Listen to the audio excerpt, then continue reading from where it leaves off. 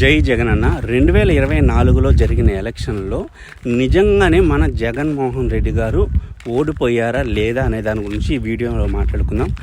మొదటగా తీసుకుంటే 54 లక్షల ఓట్లు అధికంగా పోలవడం. రెండో విషయం ఏమంటే 5 గంటల తర్వాత ఎక్కువ మంది వచ్చి ఓటేయడం. మూడో విషయం ఏమిటంటే ఎలక్షన్లకు ముందు 2 నెలలకు ముందు 6 లక్షల కొత్త ఓట్లు యాడ్ అవ్వడం. నాలుగో విషయం ఏమంటే మన దేశవ్యాప్తంగా 4,20,00,000 ఓట్లు అధికంగా పోలవడం.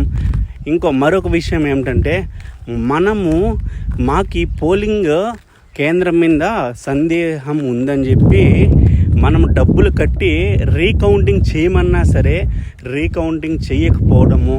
ఇవన్నీ చూస్తుంటే ఖచ్చితంగా మన వైఎస్ జగన్మోహన్ రెడ్డి గారే గెలిచారు. కానీ ఏదో మ్యానిపులేషన్ చేసి వాళ్ళు గెలిచారని చెప్పుకుంటున్నారు అంతే.